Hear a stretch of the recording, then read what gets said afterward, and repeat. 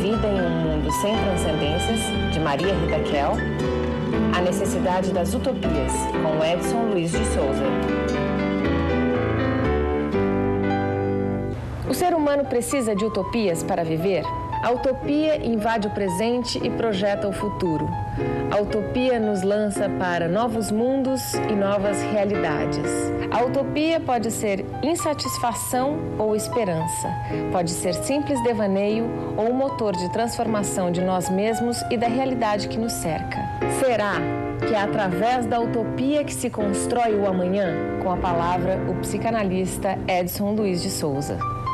Iniciar com uma frase guia de um grande pensador que me ajuda muito no trânsito que tenho feito nesse tema, que é Walter Benjamin, que diz o seguinte: que as coisas continuem como antes, eis a catástrofe.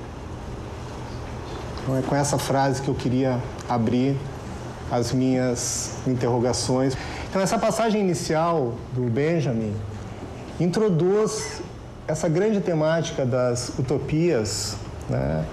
E mostra justamente o quanto a utopia ela coloca em cena uma ativação do desejo, justamente nesse sentido que é de que a gente possa desnaturalizar um pouco aquilo que é, ou seja, desnaturalizar essa realidade que nós tomamos como algo pronto, estabelecido e, por vezes, definitivo, né? Ou seja, enfrentar, então, uma série de aspectos que todos nós conhecemos no nosso cotidiano, essa pregnância do hábito, né? Esse trabalho da ideologia e esse automatismo de repetição que a gente tanto se queixa, mas a gente tanto ama também.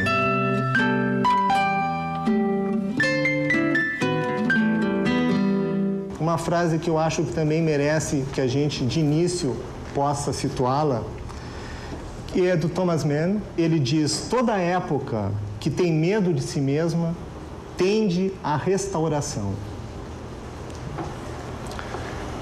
Vivemos com medo. Nós vamos aqui tentar pensar um pouquinho essa tensão entre duas categorias importantes, que é, de um lado, o medo e, de outro lado, a esperança.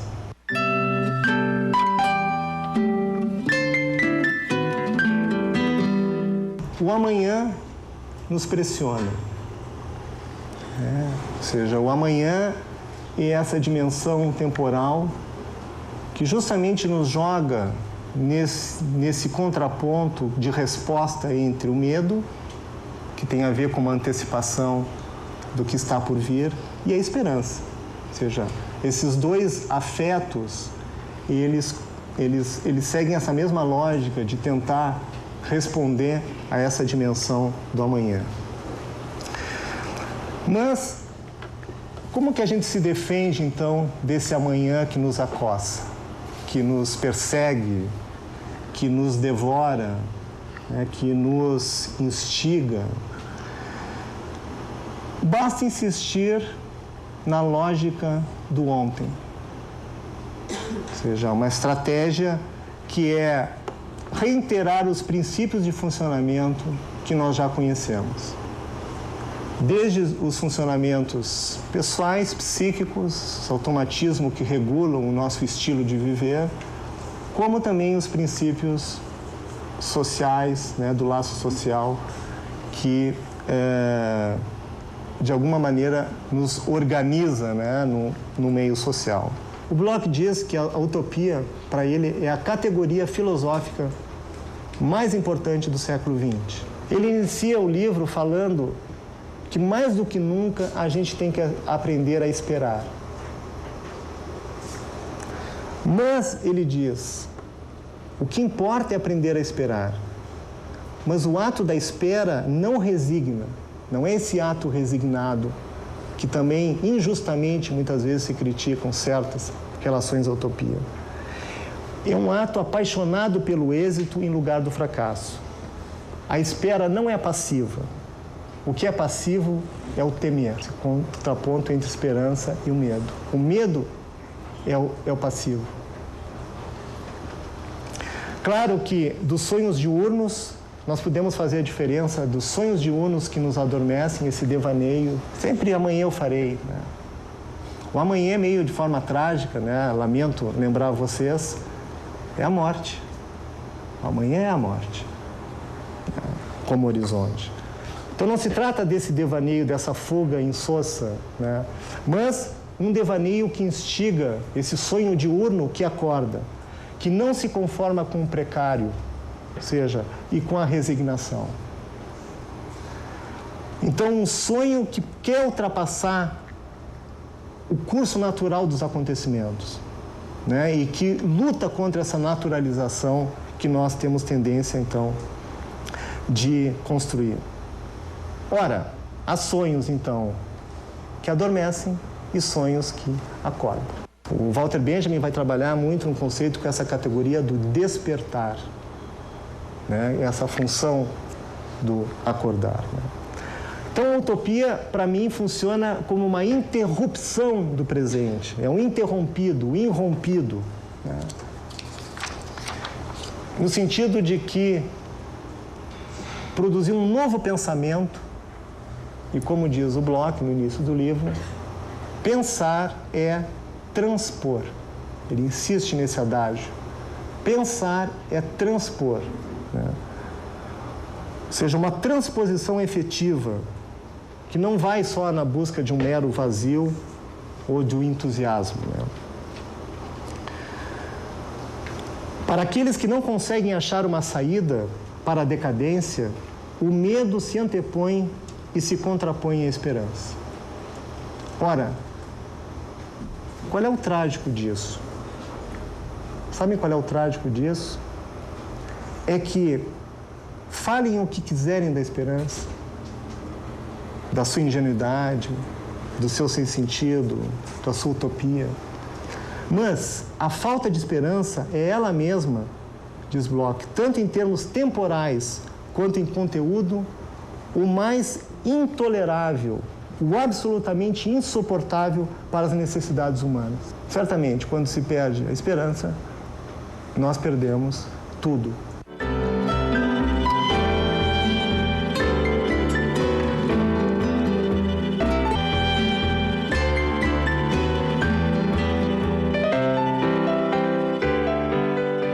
Eu queria poder propor a vocês,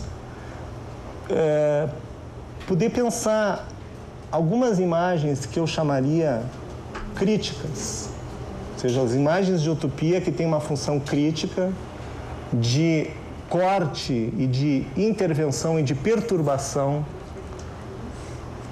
no que nós então tomamos e definimos como a nossa realidade.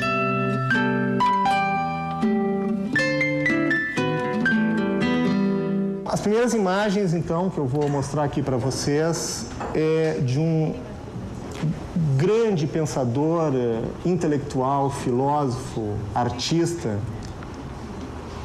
amigo de muitos anos, que alguns de vocês certamente conhecem, ouviram falar, que é o esloveno Eugen Baučar. Para quem não sabe, ele é cego desde a idade dos 12 anos. E entre uma das atividades que ele faz é produzir imagens como fotógrafo. Então ele traz uma série de reflexões de que imagem é essa que um cego pode produzir. São imagens que nos interrogam sobre a nossa cegueira. Ou seja, vocês sabem que não há outra condição de olhar senão através do olhar do outro.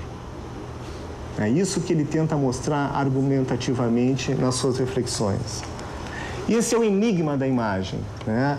Ou seja, para mim são imagens utópicas. Ou seja, são imagens que furam, que quebram a densidade cinza e silenciosa, sedutora de tantas imagens clichês, né? Nas quais nós simplesmente reproduzimos imagens que nos são, de alguma maneira, produzidas e esquecemos de que uma imagem, mesmo com o fotógrafo, ela abre um campo da imaginação. Ou seja, são imagens que ele cria mentalmente e depois ele a constrói, digamos assim, tecnicamente, né? Quando a gente muda o foco, ou seja, do ponto de referência que, poderíamos dizer assim, separaria os cegos dos videntes, se a gente muda o ponto de referência, nós vamos ver que esse grupo dos cegos e dos videntes também muda. Por exemplo, ele diz, né, nós todos somos cegos diante das formas cósmicas dos hindus. Ou então, nós todos somos cegos diante do eterno feminino. É bonito, quer dizer, ele mostra como essa questão do que a gente considera como apreensível pelo olhar depende, evidentemente, de qual o ponto, né, de referência que nós estamos colocando em questão.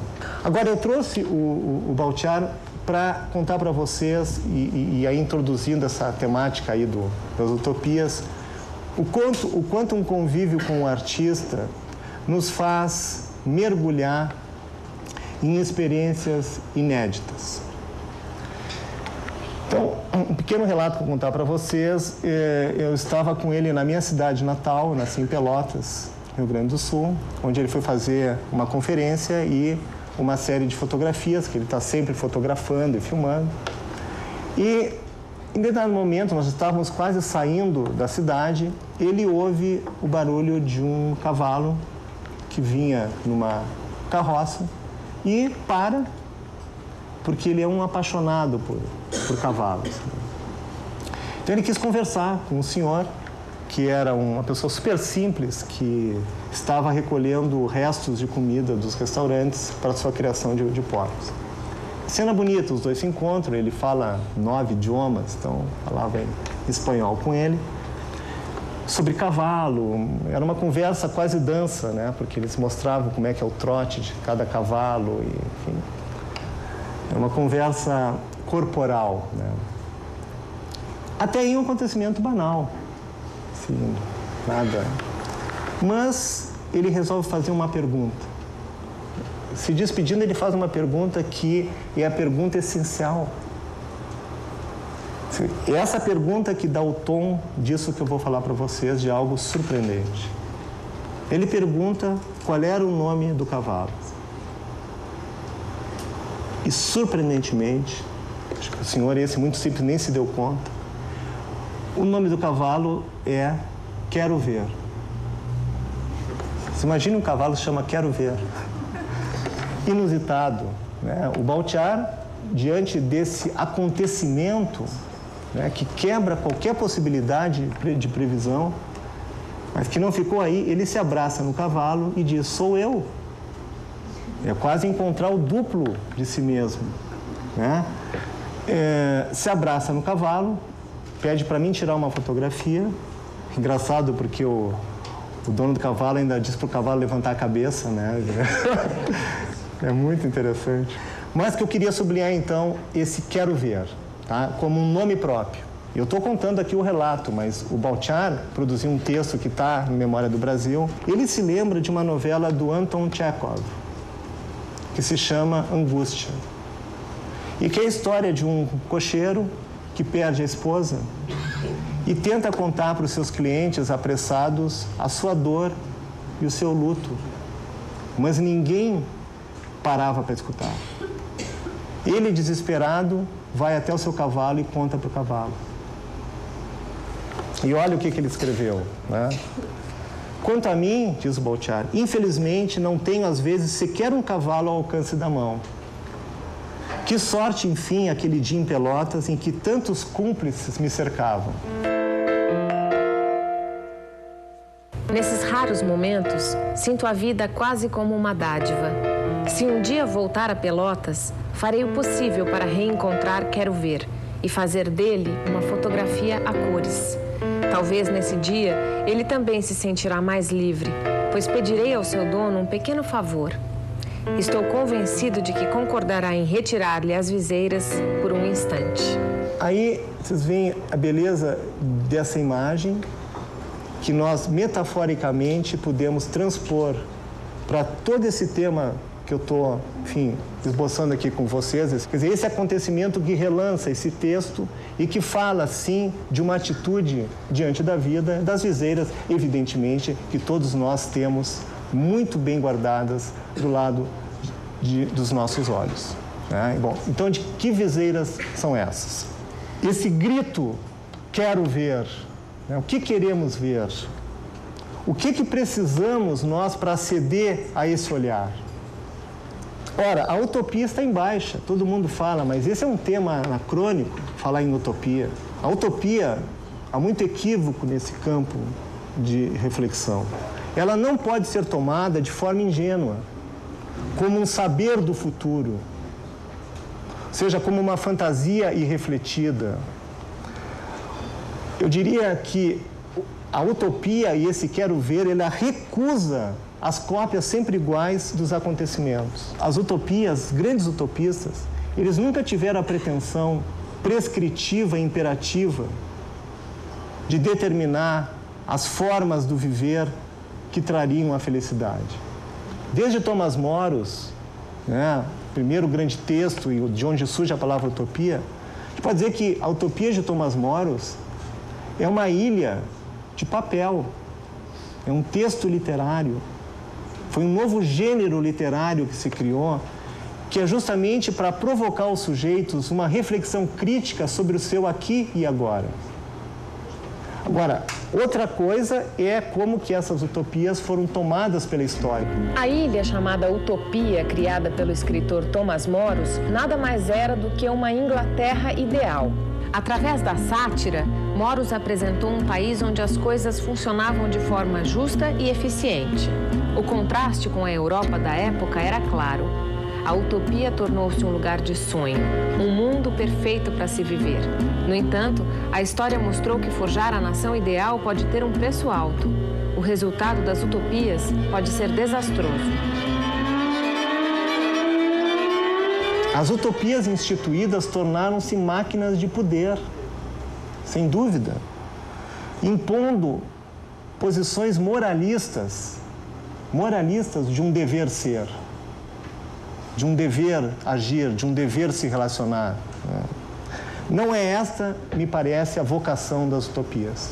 Então, só queria enfatizar que as utopias, elas sempre foram essa espacialização na criação literária, na criação artística, de mostrar outras formas possíveis de imagem, outras formas de viver, que tinham, então, essa dupla função crítica. Bom, se há um outro modo, por que esse é o único? E por que esse eu tomo como algo natural? E também provocar os sujeitos nessa sua dimensão, então, da ação, né, que é justamente de tentar outras formas possíveis. Então, este quero ver aponta para ainda um não acontecido. Quero ver. E um não acontecido que eu diria crítico. Então, trata-se, portanto, de um quero ver e não um veja isto. Eu diria que o veja isto é essa utopia tomada pela política, pelo poder, instituída de forma violenta, totalitária, e que fez com que a utopia entrasse em descrédito por essa via histórica. Mas aí nós estamos perdendo o essencial. Por que razão as utopias hoje acabaram chegando ao ponto de serem usadas como um adjetivo que desqualifica uma ação? A gente diz, isso, a tua ideia é uma utopia, tu está desqualificando a ação. Isso é uma produção do nosso século, dos dois últimos séculos, porque até então não era esse o sentido da utopia. Ou seja, será que a gente não perde aí a utopia como ainda um último foco de resistência para as reflexões críticas que nos sobram, onde a gente pode ainda ali, assim, imaginar outros mundos possíveis, outras condições de estar e de viver?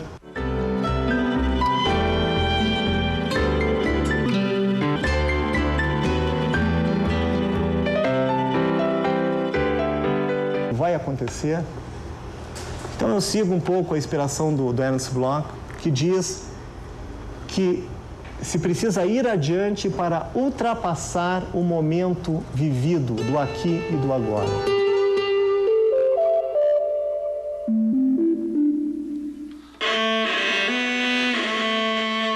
A consciência utópica quer enxergar bem longe, mas no fundo, apenas para atravessar a escuridão bem próxima do instante que acabou de ser vivido. Todo devir está à deriva e oculto de si mesmo. Inclusive, ele usa uma imagem que eu acho super bonita, que é do farol, né? Onde, e é um texto muito literário, né? Onde ele diz que não há luz no pé do farol. E é verdade, né? Ou seja, que é justamente essa ideia de que, bom, como essa iluminação, então, pode nos trazer um pouco de luz para aquele instante do vivido.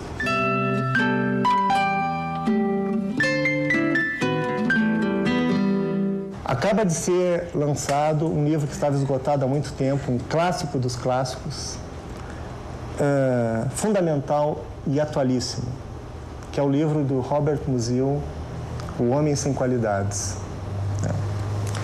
Para quem conhece esse texto, um livro de 1000 e poucas páginas, ele começa com um acidente de trânsito, onde um sujeito é atropelado, fica estendido no chão. Várias pessoas se aproximam e tem aqueles comentários aparentemente banais e triviais, mas profundamente filosóficos da questão que está em causa. Ah, ele atravessou a rua distraído. Ou então uma senhora preocupada vai ouvir o motorista do caminhão que diz, né, diz o Musil, que tinha o rosto cinza com papel de embrulho, né? Diz assim, não, minha senhora, é que nessa rua o tempo de freagem dos caminhões é muito lento.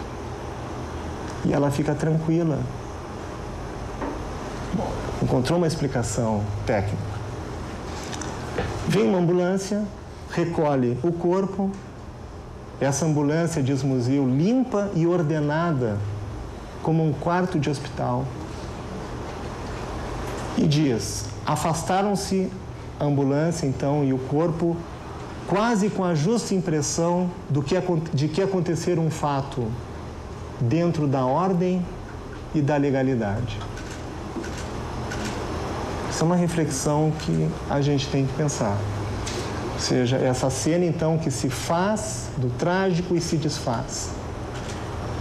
E esse mecanismo eu queria pensar dentro também dessa lógica das utopias. E isso que, bom, que as coisas continuem como antes, eis a catástrofe. E essa justamente sensação dessa continuidade e de que alguns acontecimentos como esse, às vezes, não deixam restos. O que a gente encontra nessa cena?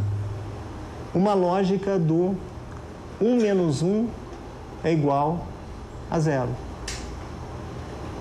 Ou seja, quando não há resto, não há questão, não há incômodo. Tudo parece legítimo e dentro da ordem. Né? A equação foi feita, resultou em 0.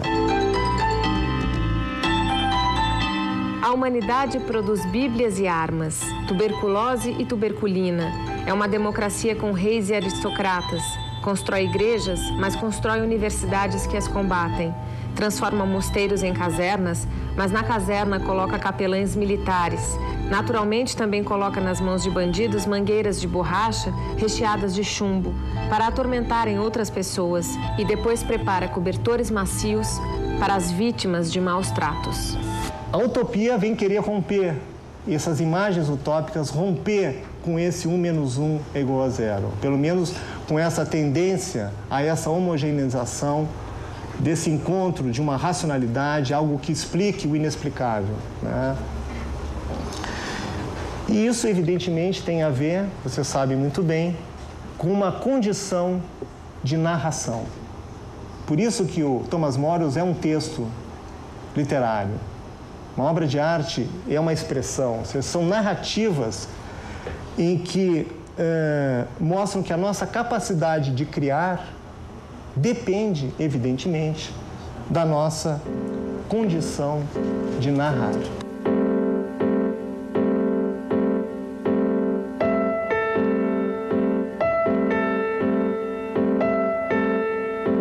uma figura que sempre nos falou de um movimento à contracorrente. Um pouco à la Flávio de Carvalho, né? Para quem conhece aquela performance dos anos 30 em São Paulo, né? Onde o Flávio de Carvalho, num dia de procissão de Corpus Christi, botou um chapéu de feltro verde e resolveu caminhar no contrafluxo da procissão, anotando todas as reações das pessoas à sua intervenção. Ele quase foi linchado, né? Foi fato na época, nos jornais. O irreverente Flávio de Carvalho mostra que esse contrafluxo que permite, talvez, que esses sujeitos se perguntem para onde estamos indo. Quem é esse maluco que vem no sentido contrário, um pouco provocando? E, na verdade, um ato de generosidade, porque nos permitindo ver ou indagar aquilo que antes eu não me perguntava.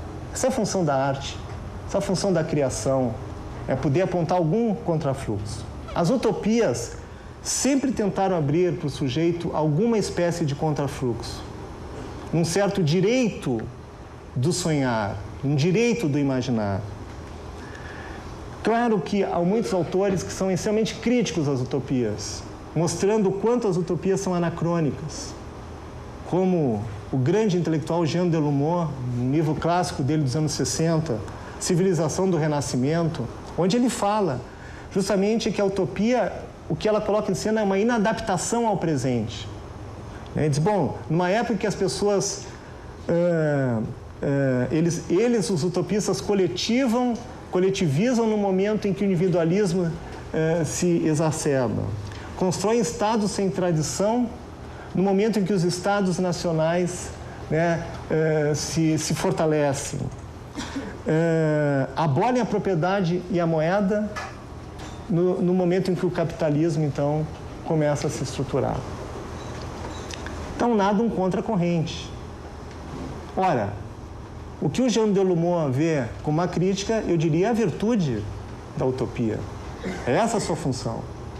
Ou seja, essa a função no sentido de que um pensador como Louis Marin, da estética, um professor da École des Hautes-Études, diz que é uma suspensão do tempo histórico. São movimentos que permitem uma espécie de interrupção desse tempo. Então, a utopia aparece como uma espécie de face de sombra, né? Com essa função de interdição do presente, né? Um pouco, e para mim isso é muito importante, né, como ideia nova, um pouco dentro do mesmo estilo de um poeta como Paul Celan, que diz que ele escreve as suas poesias para interditar. Essa é uma ideia interessante. Ou seja, o quanto certas palavras ela têm uma função de corte, de interditar outros sentidos possíveis.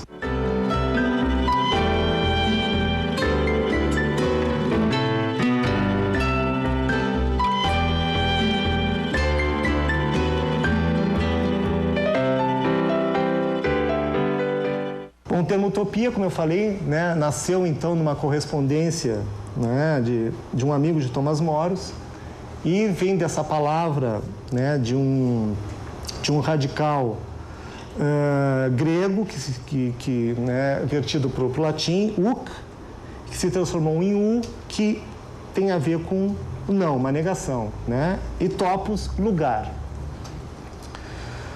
E, como eu disse para vocês, a partir do Thomas Moros, se fundou um novo gênero literário.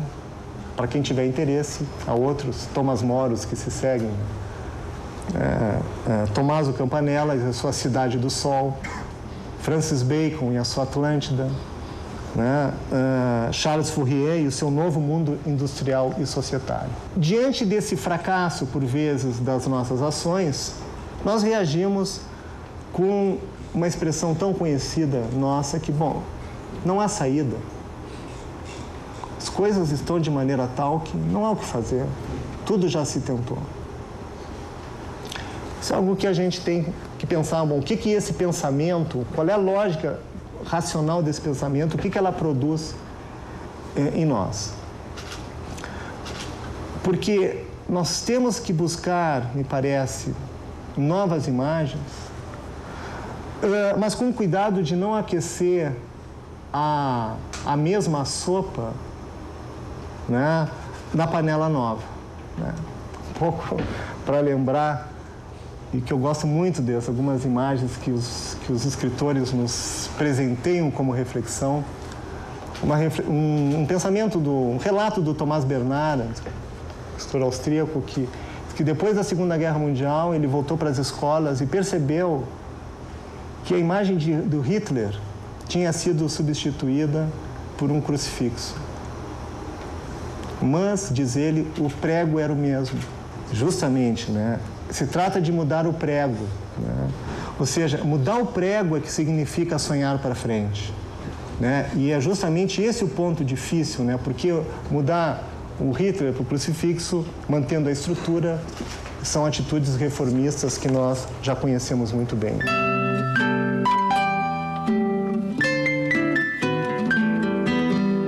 Qual o grande problema crítico e que se enfrenta toda a elaboração e as reações utópicas? Eu diria, o grande problema que a gente vive hoje, é uma certa deriva tecnicista do espírito utópico. Ou seja, a técnica, ela restringe o campo metafórico. É um saber fazer, né? Ela instrumentaliza um fazer, ela instrumentaliza um viver. E nós somos fascinados pela técnica, pela tecnologia. Agora, o que nós precisamos é um pensamento poético, que justamente vem aí, um pensamento poético, um fazer poético que tem uma dimensão de um fazer político, que é justamente de produzir novas imagens, de produzir novas metáforas. É um pensar que eu diria contra, é um pensar que reage. Porque a técnica é muito próxima da burocracia, da burocratização do amanhã. Como diz Hannah Arendt, grande pensadora das questões da violência e das questões mesmo desse funcionamento social, a burocracia é uma das formas contemporâneas mais eficazes da dominação. Como ninguém na burocracia pode ser tomado como responsável, a burocracia fica entregue, então, a quê? Ao domínio de ninguém. Ela diz o seguinte, Hannah Arendt: o domínio de ninguém é claramente o mais tirânico de todos, pois aí não há ninguém a quem se possa questionar para que responda pelo que está sendo feito. É este estado de coisas que torna impossíveis a localização da responsabilidade e a identificação do inimigo, que está entre as mais potentes causas da rebelde inquietude espraiada pelo mundo de hoje. Da sua natureza caótica, bem como da sua perigosa tendência para escapar ao controle e agir desesperadamente. Então, a confiança exagerada na técnica, né, nos deixou o amanhã, brincando um pouco, repleto de regulamentos, manuais, estatutos, bulas, manuais de instruções. É quase como se, com as mãos ocupadas, com tantas prescrições, nós não temos espaço para agarrar, seriam esses vapores de novas ideias. A gente poderia dizer que a utopia que interessa não é a utopia que quer se transformar em realidade. É um ponto polêmico, mas que a gente pode discutir. Ela é potência de realidade, mas eu diria que é uma utopia que, em primeiro plano, estaria contra a realidade. Ou seja, ela tem a sua primeira função quase de contrafluxo, quase como se o vetor presente e futuro pudesse se colocar no sentido inverso, futuro, presente. É esse amanhã que quer pensar o hoje e o ontem, né? Então, muito mais do que a utopia, eu diria, se trata de um desejo de utopia, o que faz uma diferença. Porque esse desejo de utopia não está ainda de todo formulado.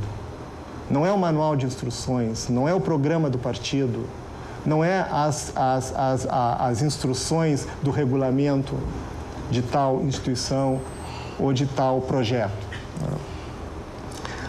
Então, teríamos que pensar a utopia não em direção à realidade, mas a utopia contra a realidade. Se você retirar da atividade humana a parte que consiste na busca de ilusões, estará retirando a mola mestra do mundo. Não suponha também que a busca de ilusões seja a vã busca do nada. Ao contrário, não pode haver ilusão sem a realidade, nem sombra sem o objeto. Acontece que os homens são constituídos de tal maneira que a realidade os repele e a ilusão os atrai.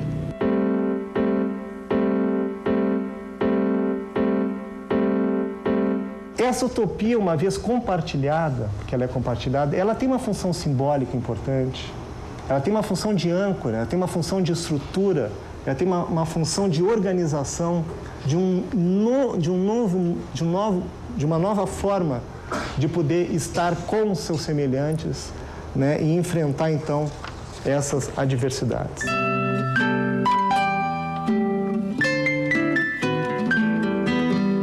Um livro que eu li que me tocou muito, que é O Poder Constituinte, do Antônio Negri. Ele traz uma ideia que me pareceu muito rica e muito potente, que ele faz essa diferença entre o poder constituinte e o poder constituído. Justamente é uma crítica ao poder constituído. O que é o poder constituinte? O poder constituinte, que ele diz, é esse motor da ação, né? Da criação. Quer dizer, é um poder que suporta a imprecisão, que suporta o inacabado. Ou seja, que não tem essa pressa de se configurar num sentido estabelecido, né? Ou seja, enquanto que o poder instituído, ele nos lança justamente numa certa relação de obediência ao poder e, de algo mais trágico ainda, nos captura numa servidão voluntária, né? Que são os bons funcionários, aquele que, enfim, que a gente faz direitinho o que tem que fazer. Então, como estar no mundo sem precisar se adequar a esse, completamente pelo menos, a esse poder instituído e produzir alguma espécie de sobra que desassossegue e que nos inquiete para que a gente possa ter esperança, esse princípio de esperança, de abrir algum outro caminho? Resposta: com a criação. Todos os seus sentidos. Por quê? Todo ato criativo, em certa medida, é um ato utópico. Todo ato criativo. E todo ato criativo é um ato político, né? Ou seja, de pensar, então, esse poder constituinte que vai redirecionar, então, esse outro estilo de ver o mundo. Porque nenhuma forma de invenção pode sobreviver muito tempo numa esfera do controle absoluto, né? Ou seja, essa irreverência, né, do pensador livre, do crítico, dos intelectuais atuantes, dos artistas, são importantes porque são essas metáforas que nos salvam. E hoje eu estou convencido, sabe, que por vezes, conversava aqui um pouco, às vezes tu pega um determinado livro, um Grande Sertão Veredas, do Guimarães Rosa, e uma vida é possível, conforme... Ou seja, tu encontra ali uma esperança, né? Tu encontra ali algo, às vezes, de uma palavra, e que, para quem trabalha na área até de clínica, que por vezes pode salvar uma vida, literalmente.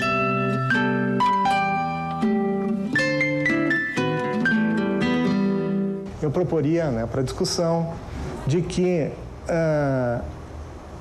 a utopia é transgressiva. O pensamento utópico é transgressivo. Ou seja, essa transgressão não se conforma com a burocratização do amanhã, se eu for buscar.